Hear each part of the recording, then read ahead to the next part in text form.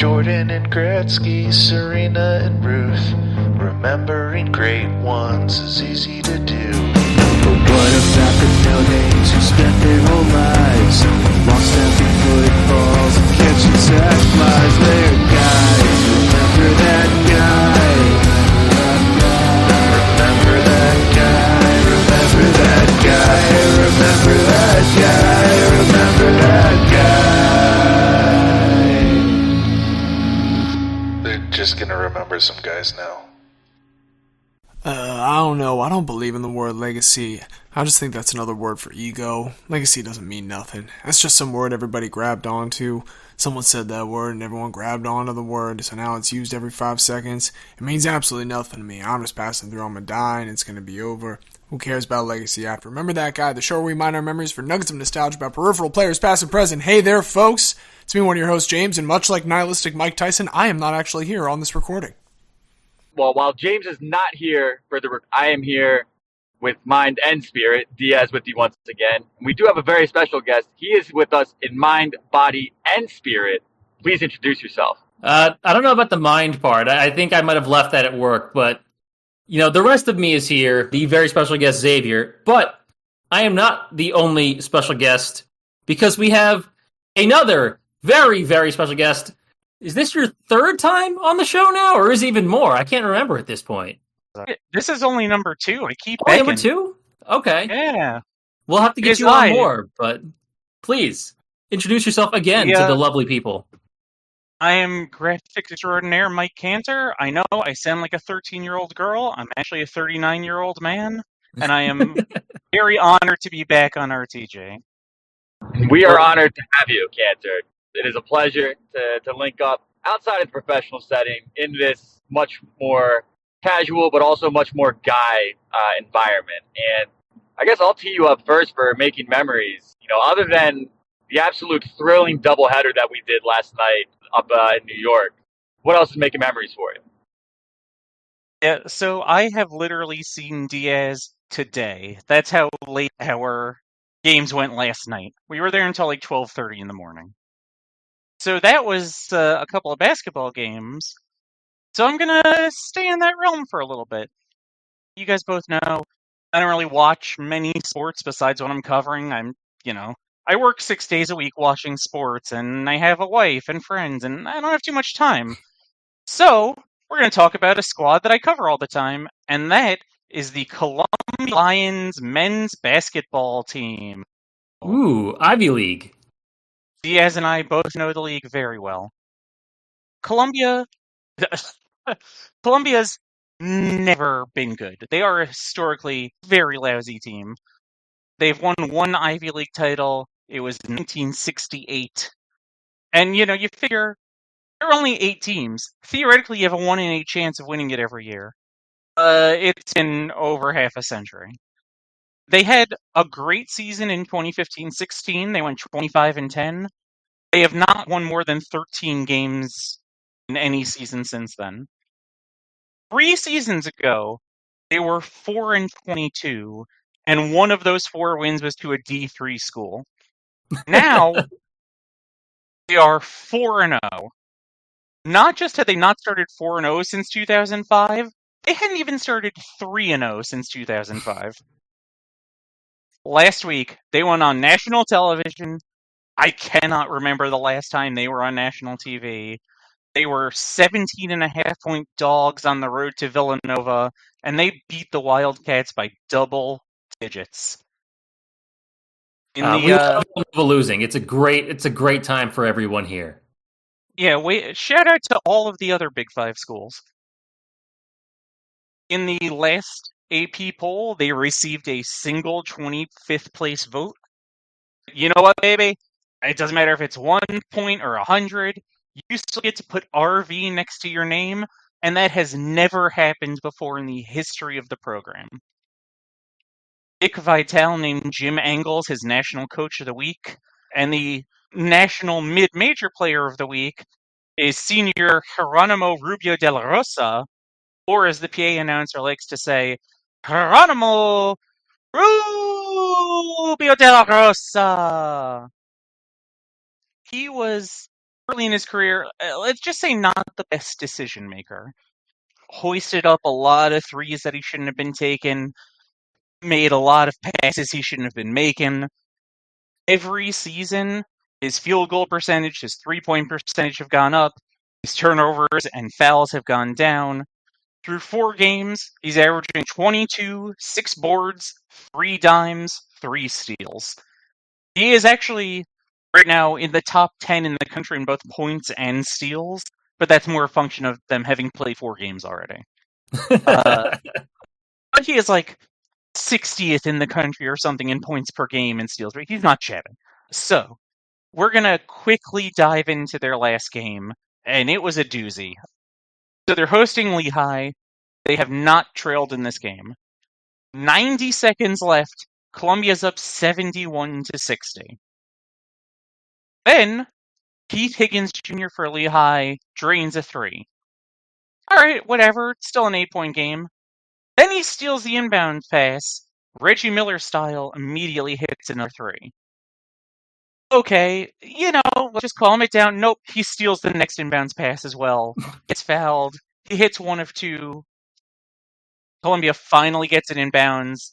Avery Brown gets fouled. He hits 1 of 2. Back up to 5. Lehigh hits a jumper. Geronimo Rubio De La Rosa makes 2 free throws. Back to 5 again. Then Higgins hits another triple with 16 seconds left. Avery Brown again sinks 1 of 2. And Higgins drains a 4th triple. Oh my This goodness. man has made 4 3-pointers and 2 steals in a minute 25 or so. So there are 5 seconds left, tie game, and then Brown gets tripped with 0.8 seconds left, hits the first free throw, misses the second on purpose, game over.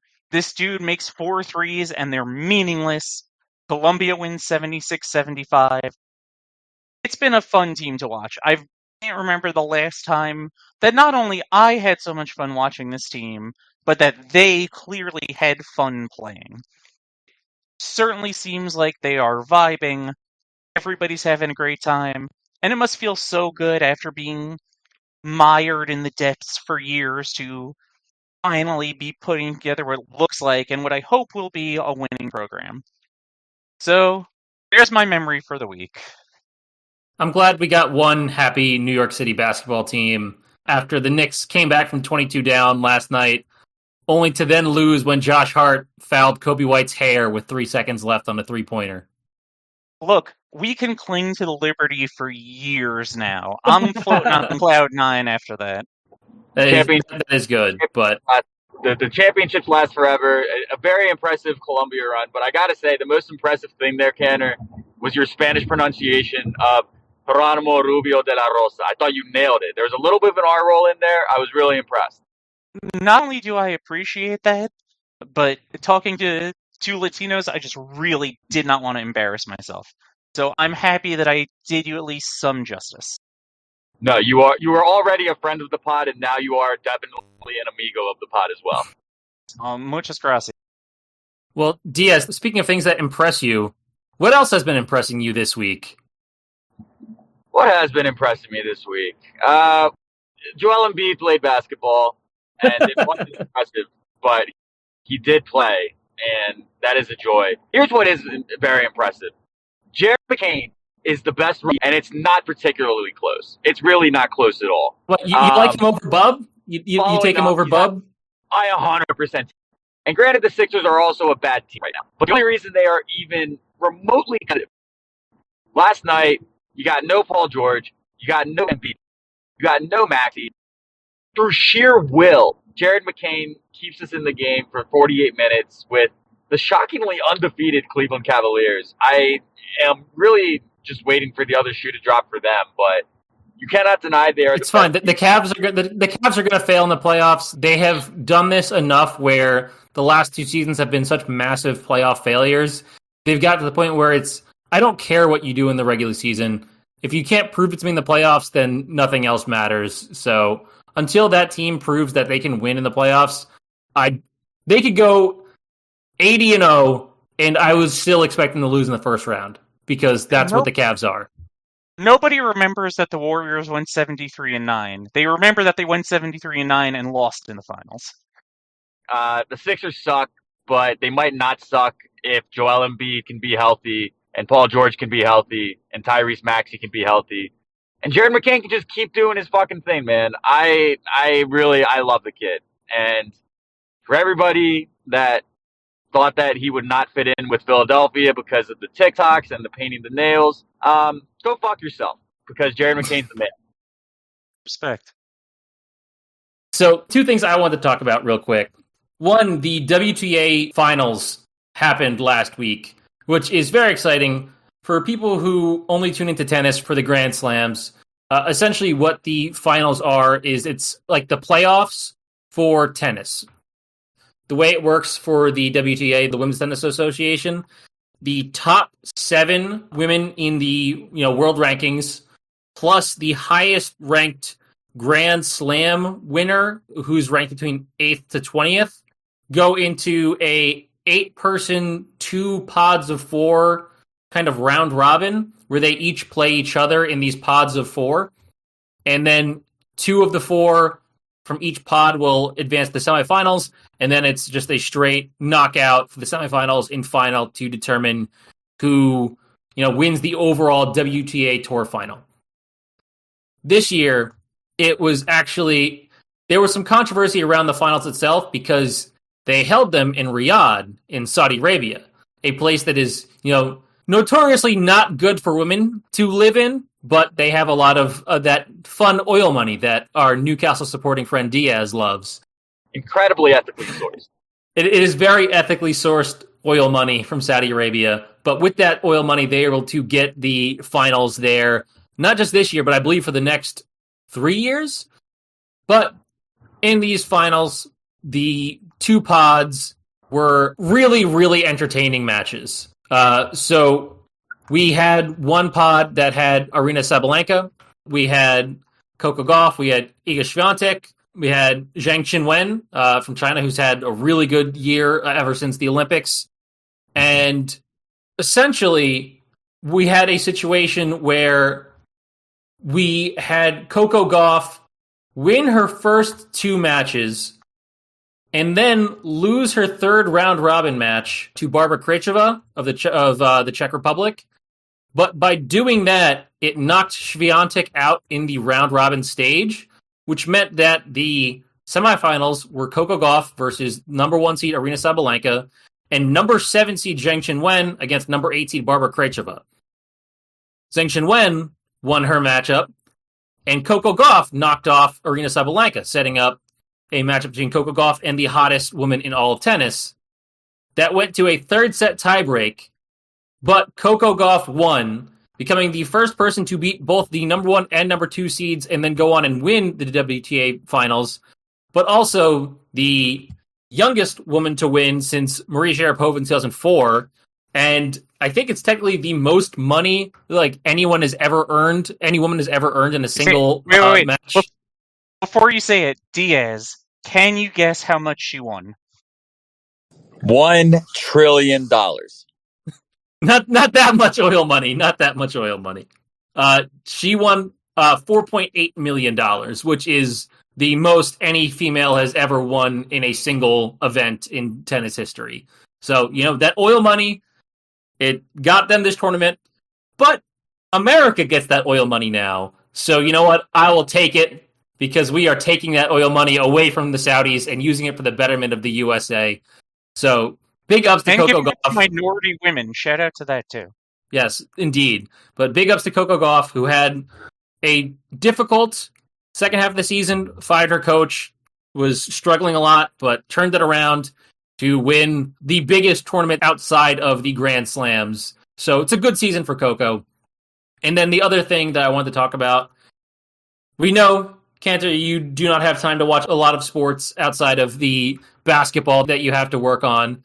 But I'm sure some people watching or listening to this did watch Alabama absolutely beat the brakes off of LSU 42-13 on Saturday in a big SEC matchup that was, kind of billed as a playoff eliminator.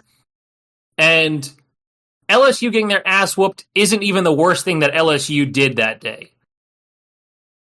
The other one, I don't want to blame too much on LSU, but they are participants in it, and that is the governor of Louisiana, Jeff Landry, who did not go to LSU, decided unilaterally he wanted to bring back the tradition of bringing a live tiger in a cage to Death Valley for games. This had stopped in LSU in 2016 because of significant ethical concerns, and no one kind of cared. But the governor said, I want to do this anyway. And because of this, LSU did not allow the governor to take the LSU mascot who lives, in a actual in habitat on campus. The governor had to rent a tiger from a random dude in Florida. It is an animal talent agency owned by a man named Mitchell Colmanson, who has twice under his care had tigers escape and has been a frequent PETA target. But the governor rented a tiger named Omar Bradley to put on the sideline of this game because LSU would not allow their own tiger to be on the sideline. So not only did LSU lose, they were forced by the governor to put a tiger that is not the LSU tiger on the sideline because the governor wanted it, even though nobody else did. Just, more stuff that we expect to see from the party of small government, right? Renting tigers for all. But now it is time to hear something else because we have a guy that I'm very excited to hear about now. So I'm going to turn the floor over to our very special guest. Oh, thank you so much. I will say I was prepared for a different guy today. James could not be here. I am happy to pivot, and I think this is a guy that Diaz in particular is going to very much enjoy. I'm here for it. Where would you expect the most successful amateur boxer of the 21st century to come from? Maybe the US or Cuba or Mexico or Central Asia, a stan. If I said a nation that has won exactly 2 individual gold medals in its Olympic history in any sport, and let's say that fighter, I don't know, won gold at the World Championships the year after giving birth to twins. What if she won her last world title while a member of parliament, but unlike Manny Pacquiao, didn't have views that totally sucked? I am here, friends, to introduce you to Mary Kom. Okay. Now, I'm very excited. I love non-problematic Pacquiao. Yeah, and women's boxing. Now, pardon me, I am going to butcher somewhere between 5 and 7 proper nouns in this paragraph. Magda Jungjang Kom, K-O-M, was born November 24th, 1982, in Kagathai, near the eastern edge of India. I'm going to go off on a brief tangent here. You guys should be used to that by now. The name Kom is actually the tribe Mary was born into. That tribe has resided in the Indian state of Manipur for around 2,000 years. It's also the name of their language, which is described as Tibeto-Burman. Additionally, as with all Indian names, Chungjang, which thankfully I'm not going to have to pronounce another time, is her given name. Her parents are Mengta Tonpakam and Mengta Acham Kam. I couldn't find out how she was actually given the nickname Mary. It's sometimes spelled M-E-R-Y. It's sometimes combined into a single word with her last name, so just Mary Kom. For the sake of simplicity, we're just going to go with Mary Kom from now on. Anyway, Mary grows up pretty poor in a Christian Baptist family. She has 2 younger siblings. Her parents are tenant farmers.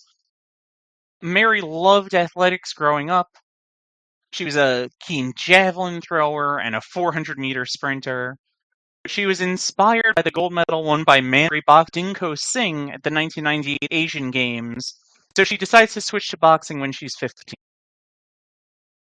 Her dad had been an amateur wrestler, but she wasn't exactly forthcoming with her parents about a transition into a combat sport. Not least because she was tiny. Indeed, she's still tiny. She is 5'2", and the heaviest weight class she ever boxes at is 51 kilograms, or about 112 pounds. This is why we love boxing. Everyone can compete because there are weight classes for everyone. It gives everybody a chance. And I appreciate you doing the pounds because my dumb brain was trying to do I think it's like 2.2 kilograms a pound, but thank you for not making me do math. It is almost exactly 2.2. Great job, Diaz. Close enough. That's what I'm here for. So, without her parents' knowledge, she competes for the Manipur State boxing title in 2000. They soon do get knowledge about it because she wins and she gets her photo in the newspaper. Mary said her dad scolded her and, quote, thought it would be difficult for her to get married. Later in 2000, she's on a train to a national competition, and her luggage is either stolen or lost, depending on the source. A stranger helps her track it down. He's a law student and a state-level soccer player named Karang Onler, and they get married 5 years later. Take that, Dad.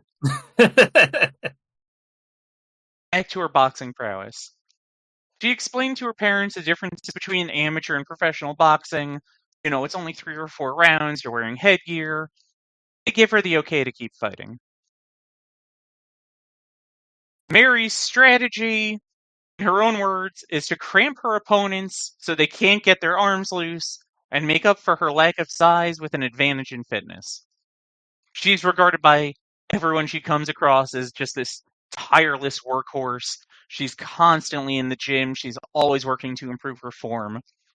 She says that boxing isn't just about strength, but having, quote, the zeal and the right fighting spirit.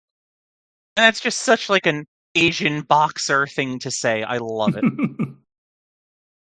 So the Indian National Championships in both 2000 and 2001 result in gold medals. Then it's her first major international competition. It's the 2001 AIBA or AIBA World Championships. This is the first time they're ever held for women. So, of course, they choose a majestic, scenic venue, Scranton, Pennsylvania. Yeah, let's go to Northeast PA. Why not hold your first ever World Championships there? It's her first fight on the world stage. She wins by RSCO, or Referee Stopped Contest Outclassed. Basically, she's so much better than her opponent that the ref stops the fight so the opponent doesn't get injured. I have never heard of that specific abbreviation. That is incredible. Because, like, usually, I guess you would see a TKO. Is this just the amateur equivalent of a TKO? Kind of. It doesn't require... Well, I guess a TKO also doesn't require you to get knocked down. You can just get punched against the ropes to the extent that the ref doesn't think you can go on. That is kind of the amateur equivalent. They have a bunch of weird acronyms like that. So she makes it all the way to the finals.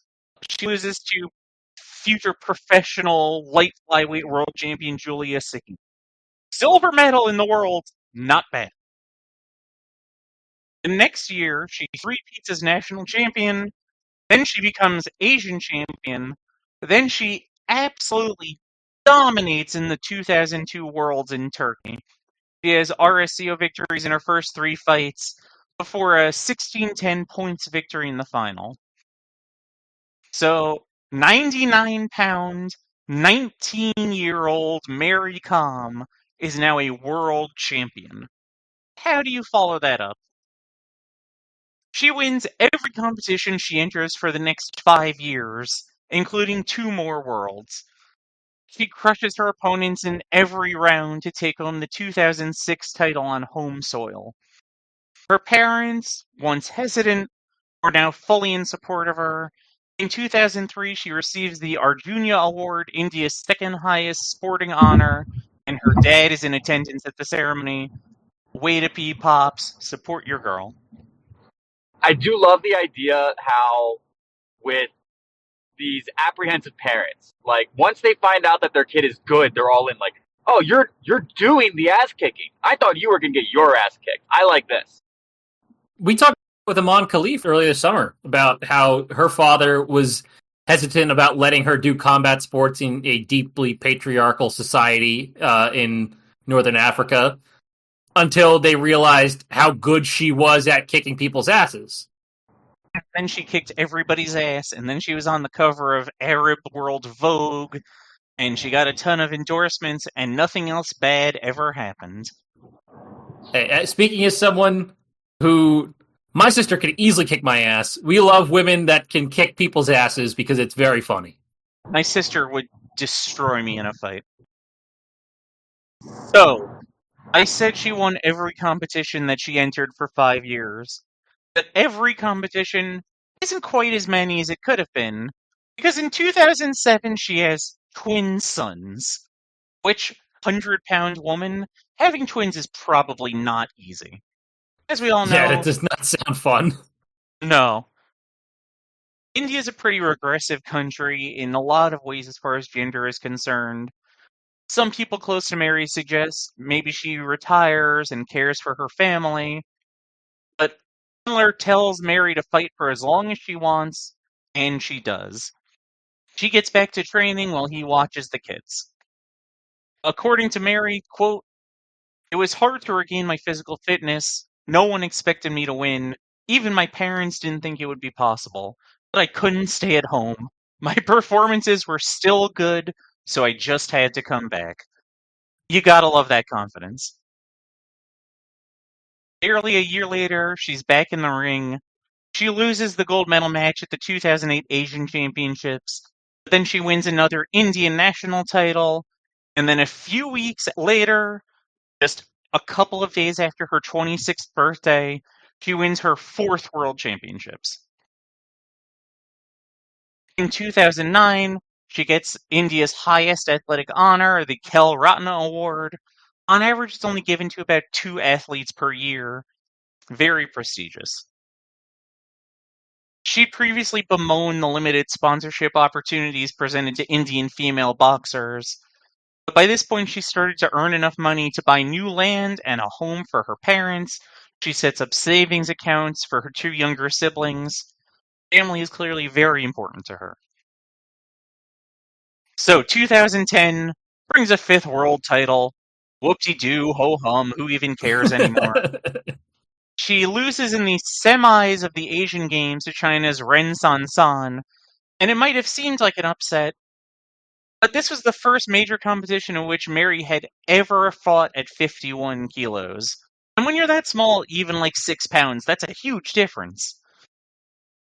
She didn't have much of a choice, though, because she has her mindset on one goal, and that's the 2012 London Olympics, the first time women's boxing is in the program.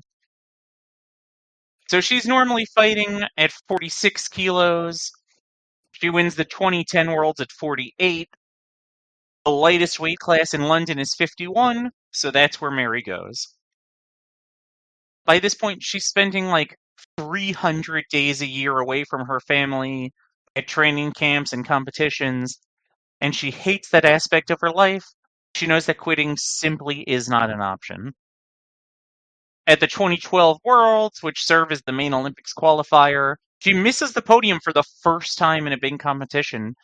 She loses in the quarterfinals to the legendary Englishwoman Nicola Adams. But fortunately, the quarterfinals are just good enough to earn a spot, and her mom accompanies her to the Olympics in England.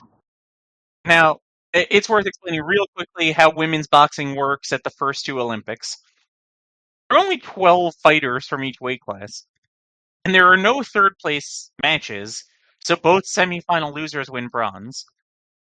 Mary doesn't earn a top 4 seed in a first-round bye, which would mean that literally she would only have to win 1 match to get a bronze. But she only has to win twice. In the first round, she beats Poland's Karolina Michalczuk, and the next day she easily outpoints Tunisia's Maruna Rahali. 2 days later are the semifinals, and Mary comes up against Nicola Adams again, this time on home soil. Adams plays great defense. She wins 11-6, before taking gold against the aforementioned Ren San San. Regardless, Mary becomes only the second Indian to ever win an Olympic boxing medal, and she's rewarded with hundreds of thousands of dollars from various governmental organizations and companies. It's still a huge achievement. We love third place champions on this show if we have not made that clear enough. Absolutely, we're all about third place champions. So, what else does Mary get up to? How about publishing an autobiography, Unbreakable, the next year in 2013? How about having a third son in 2013? How about a film based on her titled, what else, Mary Calm, being released in September of 2014, starring one of the best-known Indian actresses in the world, Priyanka Chopra, as Mary? Well, now this is an important question for me. An important question. When was that third son born? I don't know of the specific date or month. I know it's 2013. Because I believe it is before the autobiography.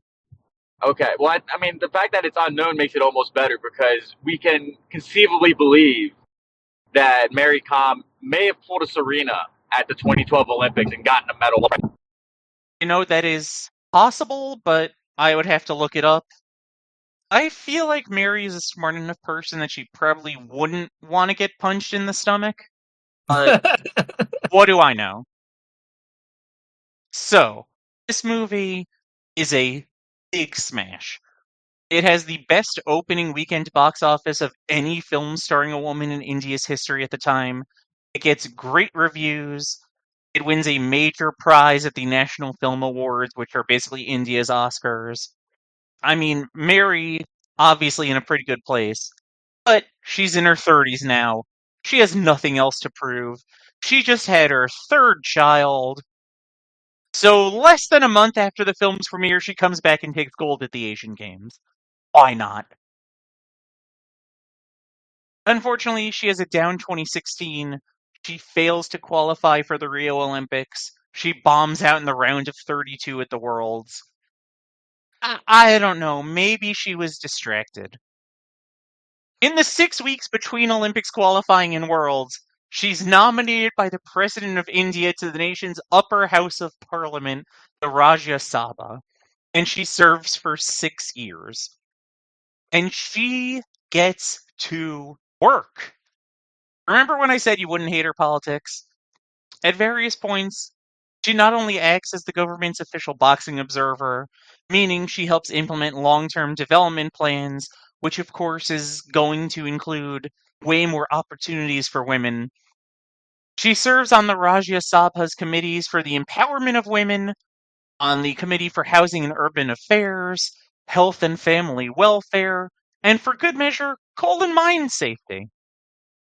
To go along with that, she's a proponent of clean, renewable energy, and she's a very big animal rights activist, both before and during her time in government. She works with PETA a number of times. She stars in an ad calling for the freedom of circus elephants. She owns 4 dogs, one of whom is quite literally larger than her, and she loves appearing with her dogs. Mary loves animals, and I love her for it. But let's get back to the ring.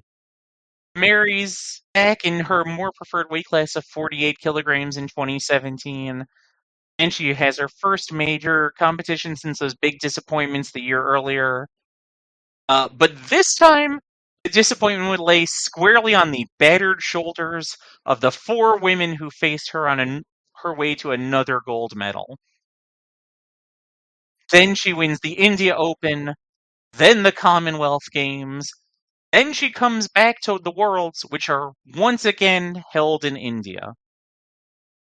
I'm not going to leave you in suspense. This badass wins her 6th world gold medal. She moves past the immortal Katie Taylor for most in women's history. She ties with Cuba's Felix Savon for most all time. I will say there is a little bit of controversy. It has nothing to do with what's in the ring, but All sources list November 24th as the date of the final, but Mary herself gives an interview where she says it's November 26th. You wouldn't think this is contentious, except she also says that the 26th is the day she's approved to adopt her daughter, Marilyn. After 3 boys, Mary and her husband wanted a girl, and now their family is complete, as is her haul of gold medals at the World Championships. Her boxing career is not complete, however, because she does come back for the Worlds in 2019. She breaks the tie she'd had with Savone to stand all alone at the top with 8 total medals at the Worlds. Finally, a few months shy of 39 years old, she makes it back to the Olympics. She's defeated in the round of 16 in Tokyo in 2021, but it's still a pretty monumental achievement. Her last fight comes in 2022, and it is the only fight that she loses in her career that is stopped. She's not knocked out, much like the RSCO earlier. This is an RSCI, referee stopped contest injury. She loses in the first round. Her final record is 113 wins, 16 losses. Not shabby. And it's important to remember, she never goes pro. She understands the risks. She wants to be there for her family. She doesn't want to worry her parents. She stays amateur her entire career, and I have a ton of respect for her for that. She is very revered in her home country. To this day, she continues to get awards, most notably the Padma Vibhushan, India's second highest civilian honor. We've moved past athletic honors now. We're into the real deal. She's bestowed a couple of honorary doctorates. She also remains in the public spotlight. She has over 500,000 Instagram followers. She's got active endorsements with some local companies, Smart Water, Herbalife, Puma. Not bad for a retired female 100-pound Indian boxer. And definitely not bad for a mom of 4 from a small village in a country with no women's boxing history before her, who also served admirably in Parliament. So yeah, that's Mary Kom. She rules. That's all I've got. Please induct her. Thank you very much. I like Mary Kom a lot, and I think it might help our listeners to give a little bit of context here. Because people think of India, they think of super large country. Obviously, it is. Manipur is very far removed from the major population centers of India. That's past Bangladesh and on the border with Burma, a very unique and distinct part of India, not considered like a major population center or a major like cultural center. It's kind of like if we had a incredible athlete come from not just like Alaska, but like Guam or something along those lines, or Saipan, where it's like people kind of forget that's even America. And the other thing that is fascinating to me, because I was looking up the like parliamentary part of this, and this is how I learned that for the Rajya Sabha, which again similar to the India's Senate, there are elections for 233 of the spots there, but 12 people get appointed to 6-year terms based off of contributions to the country in different fields. So she was specifically sent to their Senate for her contributions to sports. So, like, imagine LeBron was from Guam, became the greatest basketball player ever, and then was nominated to the Senate because he was just so good at sports, he became the country's representative for being good at sports. That's what Mary Kom is. And then doesn't just focus on sports, but focuses on mine safety and animal rights and women's empowerment and all sorts of random stuff. Yeah, I mean, this is super impressive. I like this a lot. But Diaz, do you have any thoughts about Mary Kom? I do love the story of Mary Kom. There's a lot of specific things that I can shout out. First of all, in this moment where, when the listeners are hearing this, Katie Taylor will have just had Super Fight 2 with Amanda Serrano. And, Katie Taylor, probably one of the 3 greatest women's boxers of all time. And for Mary Kom to be in that kind of exalted company is extremely impressive. And, as you just said as well, Canter, the outside the ring contributions, the not just being a figurehead politician, but actually trying to affect meaningful change, free the elephants. I'm a very big fan. And I mean, yeah, there's just not enough good things that can be said about Mary Kom that you didn't already cover. So I'm a big fan. I love women's boxers. I love women's boxers overcoming not just their opponents in the ring, but the patriarchal, backwards views of their families to win over their families. I'm all in. Well, I think we are in agreement. I'll do the honors, and hopefully the signal holds up so that I can deliver my full message. Because the one thing that certainly held up over the course of 2 decades, through multiple childbirths, through 1 child adoption, through the freeing of the elephants, through her nomination to Parliament, and through her final bid in the Olympics. And she may have lost in the round of 16. If you know what they call a person who loses in the round of 16 of the Olympics, they call them an Olympian. And now we are going to call her a Guy forever. It has been decreed. It is official. Welcome to the Hall of Guy, Mary Kom. Welcome, Mary. Very well deserved. And thank you, Canter, for that incredible presentation. I do not normally get to learn about female Indian boxers who are the GOATs in their field, but it was very fun to do that, so we appreciate you coming on again. Great episode there, guys. Another job well done. Oh, hi. It's me. Remember that guy's James. With a special message of thanks to a number of people. Thank you to producer Craig and all the coders behind him for making this show possible, along with musical director Don Ham for that lovely theme music. Thank you to Mike Canter for joining us again. Always happy to have another friend on the show. But our very favorite friends that we want to thank are you, the dear listeners, for joining us once again. We really do appreciate that.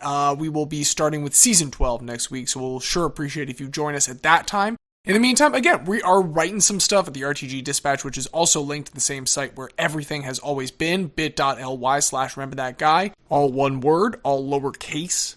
I've got a series I'm writing now every week called Curtain Call, where we're looking at the guys responsible for the last statistics before a franchise is picked up and moved from one city to the other. And that's been really fun putting together. So I would recommend that you listen to this and that you read that and that you tell other people to do it. And I know all 3 of us would appreciate a lot if you did so. But in the meantime, thank you so much for joining us once again to induct Mary Kom. Congratulations to her. I may not have actually been present for the presentation, but I hope that emotionally I was still able to be one of your hosts, James. And I've been the very special guest, Xavier. I've been Graphics Extraordinaire Mike Canter. And I've been number 2 Graphic Extraordinaire. I'll take the silver to Canter. That's totally fine. Diaz. But most importantly, as the Seal song goes, I want a guy like an eagle.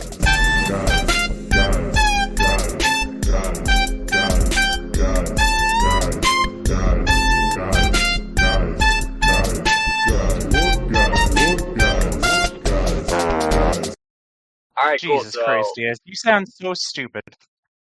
I'm sure I do. I mean, not you, like, as a person. Like, you're an intelligent person, but, oh, boy. The audio, no, I was debating setting up my laptop and, like, doing an airdrop, but that would have been profoundly dumb to set up in a car, so. Fair enough. Yeah, Diaz, we've lost you fully at this point, so we're going to have to roll with this a bit. So, with that, this has to be the best episode of the show we've ever done, right? It's going to be a shit show. You're going to be the only person to listen to it.